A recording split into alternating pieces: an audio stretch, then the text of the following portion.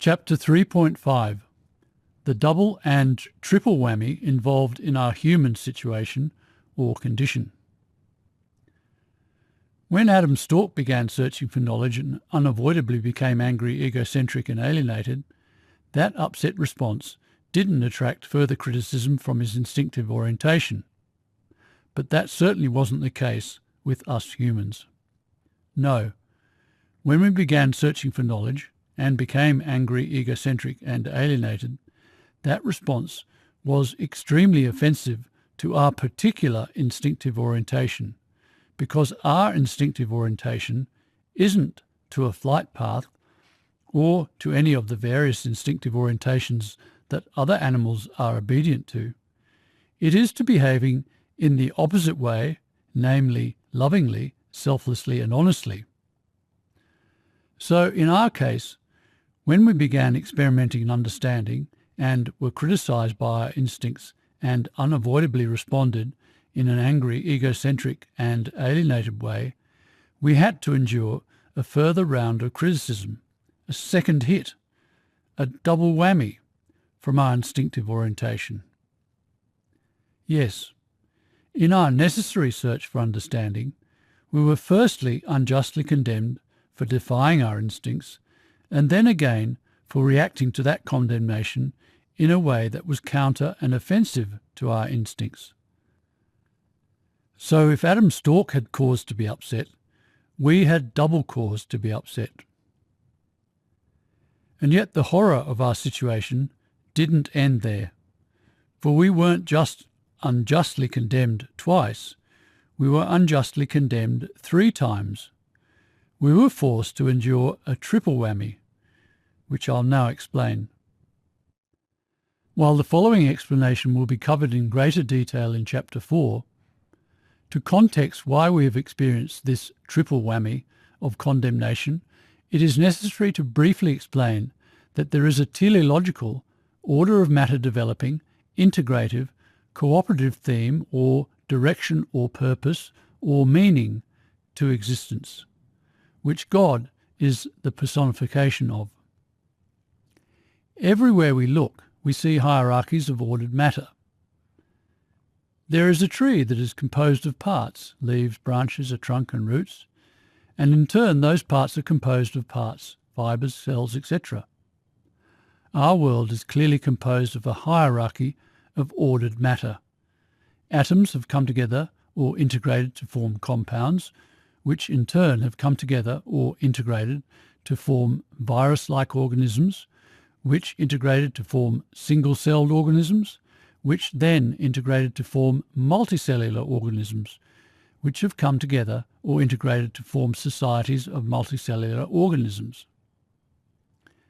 Significantly, the behaviour required for these ordered arrangements of matter or wholes to stay together is selflessness, because selflessness means being considerate of the welfare of the larger whole or integrative, while selfishness is divisive or disintegrative. Selflessness is in fact the theme of existence, the glue that holds wholes together. But in light of our divisive, selfish, egocentric, competitive and aggressive behaviour, humans have obviously found this truth of the selflessness-dependent, integrative meaning of existence unbearably condemning. And being so unbearably condemning, the main way we coped with this truth of integrative meaning was to deify it, make it God, a concept we revered but claimed had no material relationship to us. Again, all this will be explained in Chapter 4, but in terms of explaining the triple whammy we suffered from when we searched for knowledge, what this selfless, cooperative, godly, integrative theme of existence means is that when we started retaliating against the criticism from our instincts in a divisive, selfish, uncooperative, angry, aggressive, egocentric and alienated way, we were not only at odds with our cooperative, selfless, loving moral instincts, we were also defying God. Our retaliation against our instinctive self made us appear as though we were out of step with creation, living in a way that was entirely inconsistent with the integrative, cooperative, selfless theme or meaning of existence. The point here is that despite having removed the confronting presence of integrative meaning by abstracting it as God, and even by outright denial of the existence of integrative meaning or God, the development of order of matter in nature is actually such an obvious truth that our conscious mind is well aware of it. So when we humans went in search of knowledge, we were initially criticized for not obeying our instincts, and then secondly, for responding to that initial criticism in a way that offended our cooperatively orientated, moral, instinctive conscience. And then thirdly, by that behaviour defying the very integrative cooperative theme of existence that our intellect could so plainly see existed in nature. We defied our instincts, we offended our moral conscience, and we insulted the very meaning of existence, or God. We humans could hardly be more guilt-ridden. And all this guilt, which we can now understand was completely unjustified, made us extremely, excruciatingly upset. Absolutely furious, in fact. As necessary as it was, in our case, flying off course was an incredibly upsetting act of defiance, which is why we humans have been capable of absolutely extraordinary acts of brutality, barbarism and cruelty. While we have tried to restrain and conceal the anger within us, civilize it, as we say, it is in truth volcanic. But again, we can now at last understand the origin of all that anger. To appreciate exactly what occurred when humans began to actively experiment in understanding, we can consider what occurs in the lives of children today, and must have occurred in the lives of our distant, child-equivalent ancestors, who, as will be described in chapters 8.2 to 8.7, were the Australopithecines, who emerged from our infant equivalent, bonobo-like ape ancestors some 4 million years ago. In the case of young humans today, when they begin to actively experiment in managing their lives from a basis of understanding, which is what occurs during the stage of a conscious mind's development that we call childhood, they encounter this upsetting criticism from their instinctive moral conscience and from their mind's awareness of the integrative theme of existence, as well as from other minds around them. Imagine, for instance, a situation where a young boy sees a birthday cake on a table and, being new to this business of reasoning, thinks, innocently enough, why shouldn't I take all the cake for myself?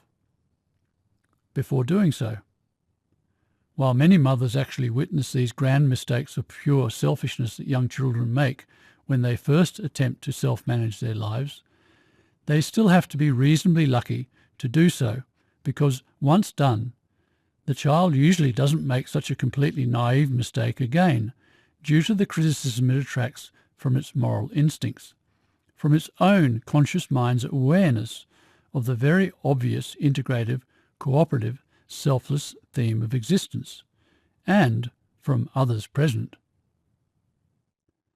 But despite the nasty shock from all the criticism and his subsequent determination to never again make such a mistake, the child, although he is unable to explain his actions, does feel that what he has done is not something bad, not something deserving of such criticism.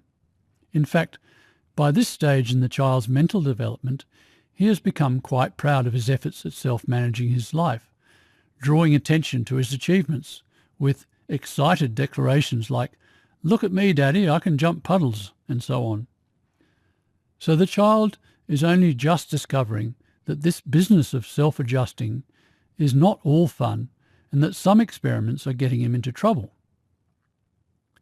It is at this stage that playing, as we can call these early experiments in self-management, start leading to some serious issues for the child.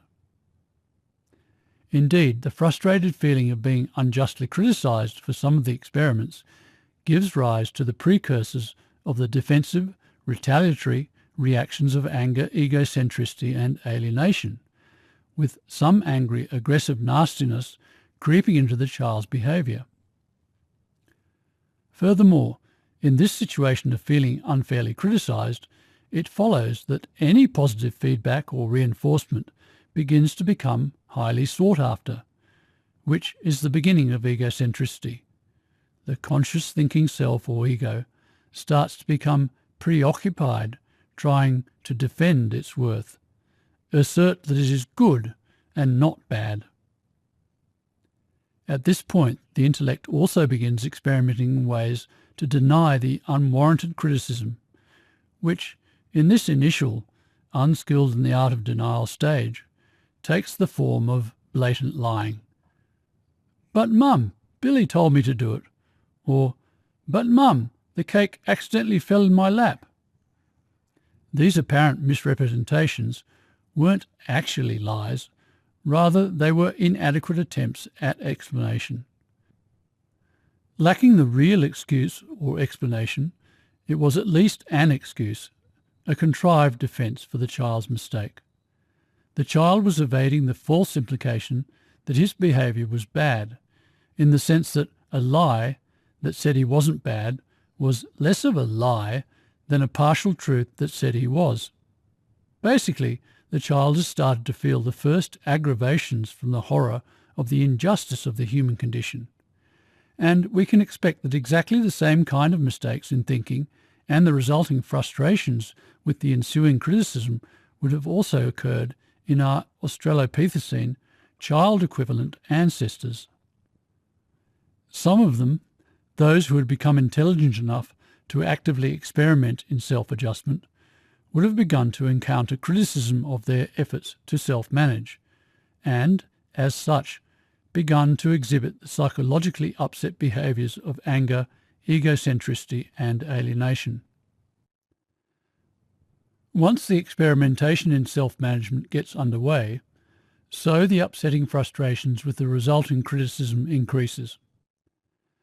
The journey of ever-increasing levels of upset has begun, and this corrupting journey of escalating upset could not and would not stop until the exonerating explanation of the human condition was found, which has only now, in this book, finally emerged millions of years after this self-fueling process began, which means there must be, and indeed is, an absolutely astronomical amount of upset built up in us humans.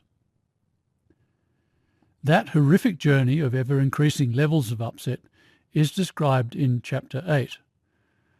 But just to follow its development a little further, throughout childhood, the experimenting in understanding increases and the resulting frustrated upset also increases, such that by late childhood, children enter what is recognised as the naughty nines.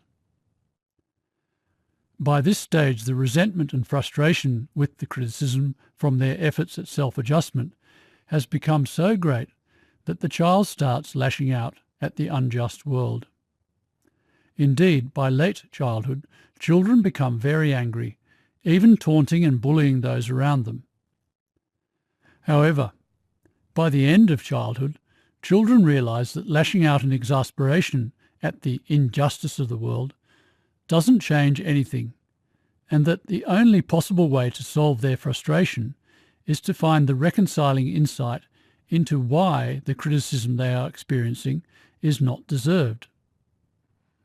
It is at this point, which occurs around 12 years of age, that the child undergoes a dramatic change from a frustrated, protesting, demonstrative, loud extrovert into a sobered, deeply thoughtful, quiet introvert, consumed with anxiety about the imperfections of life under the duress of the human condition.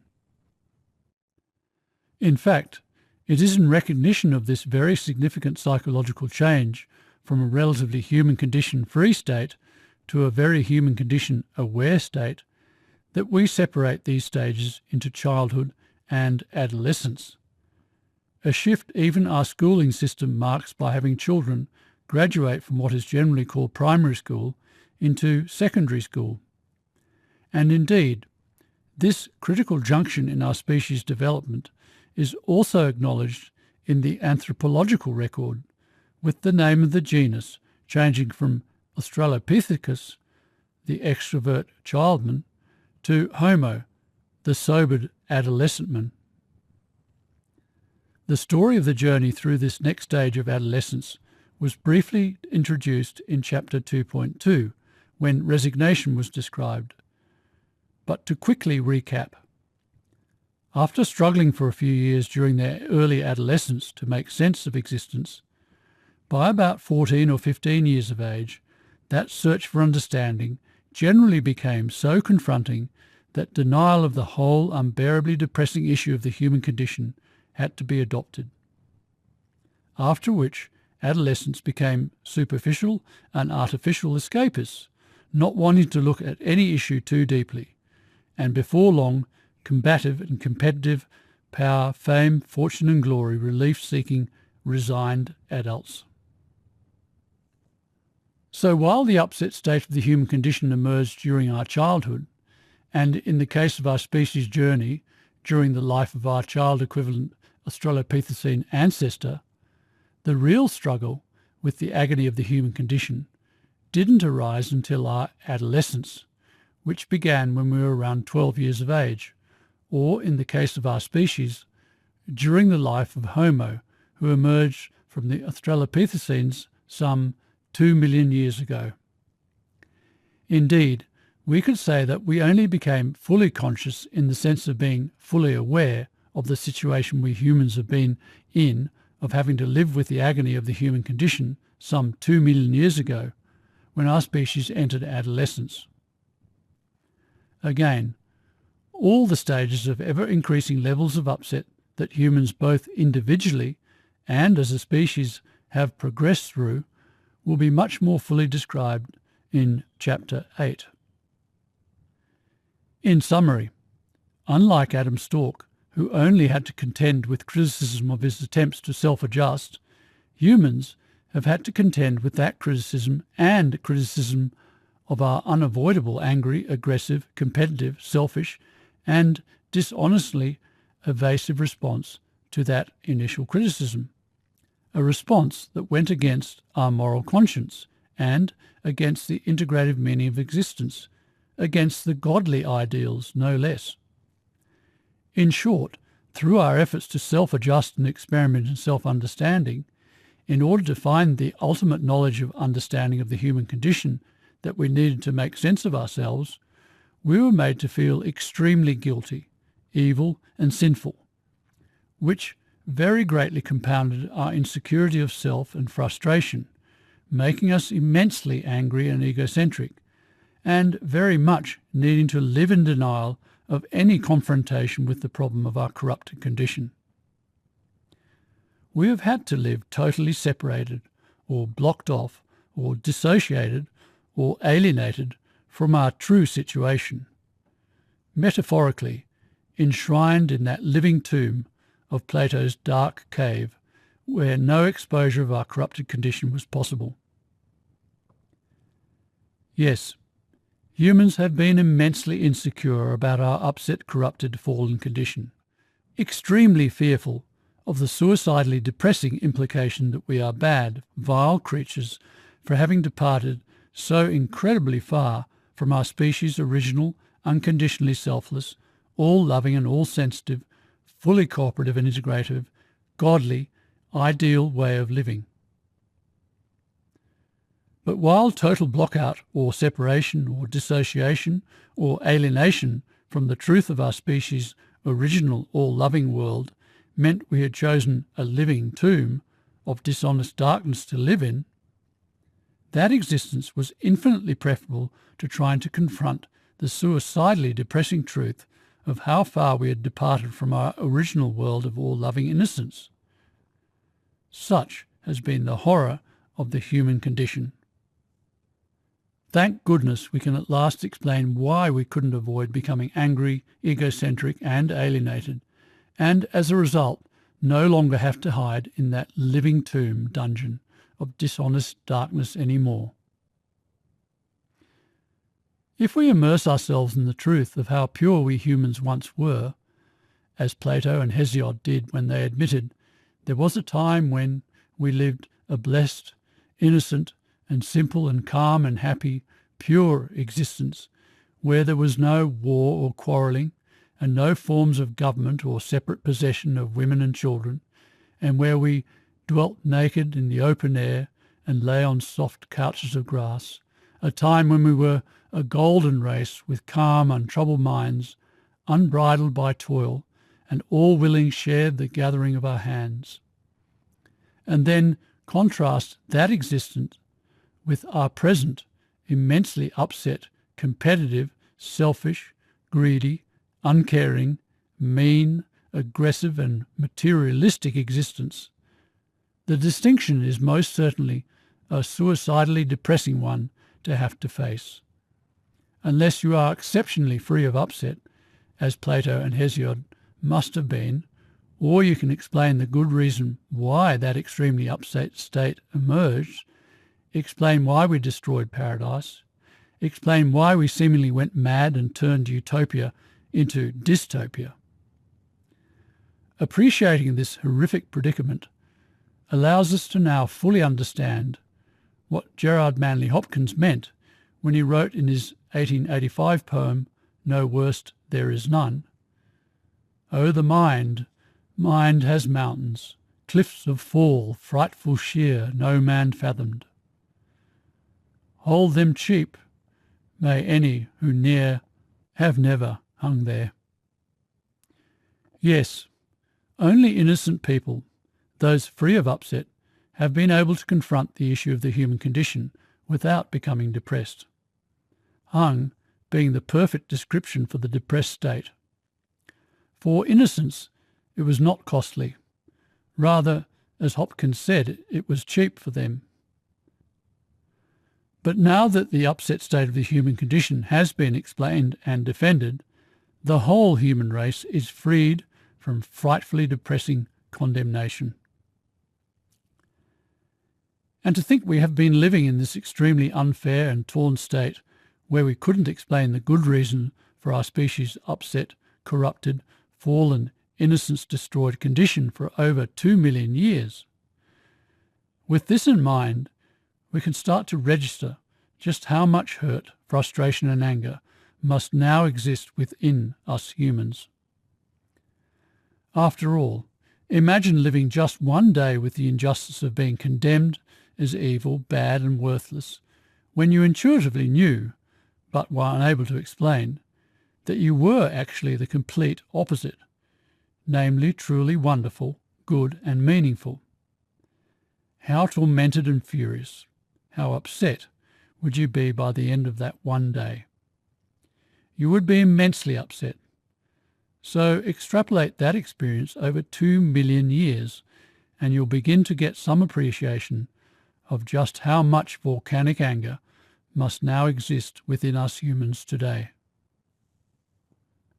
While we have learnt to significantly restrain and conceal, civilize, our phenomenal amount of upset, it nevertheless follows that, under the surface, our species must be boiling with rage, and that sometimes, when our restraint can no longer find a way to contain it, that anger must express itself.